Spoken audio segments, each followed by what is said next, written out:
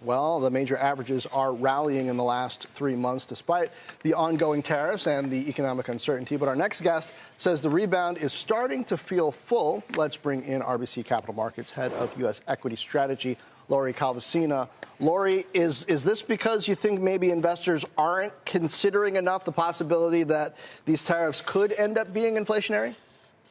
It's a great question, John. And I'll tell you, in my sort of client meetings running up to the July 4th holiday, I got an earful from investors who had gone from back in May saying, we paid the price for any potholes. We paid the price for any inflation, kind of hiccups that we have back in April to, hey, we're not getting any sort of, impact to the inflation data. We don't think there are going to be any economic potholes. So investors have definitely moved to a much more constructive place in terms of the impact of those tariffs. It does suggest that if we actually do end up seeing some inflationary impacts, if we do get some reverberations in labor data, say cost cutting from companies, that I think investors are going to be negatively surprised by that.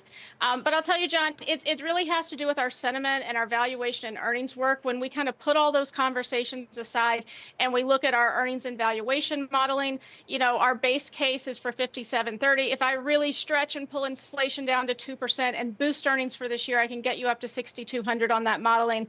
But we're really having to stretch to get there. Oh, okay. Well, okay. All that considered, then what are your favorite sectors? So we actually made a couple of changes last week, and it was the first time in quite some time we'd made some changes. The one big upgrade that we made was we took the materials sector up to overweight.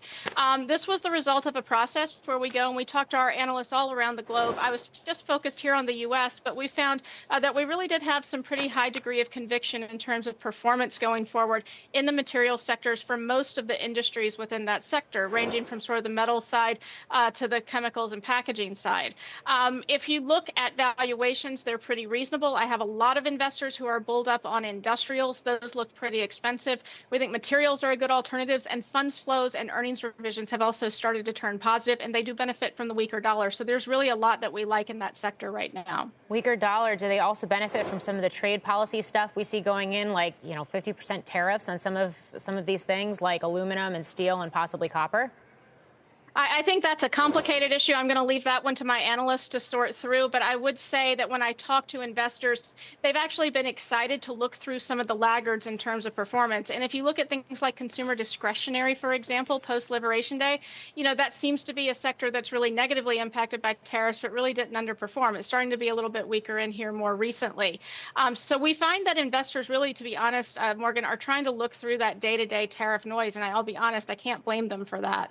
Some of the other sectors we upgraded, we only went to neutral, but we pulled our underweights on REITs and staples off. And our analyst in particular on consumer staples, Nick Modi, has moved to a much more neutral position. He'd been negative for quite some time. We like the valuations there, and it's another weaker dollar play. Okay. What would you steer clear of, especially as we go into another earnings season?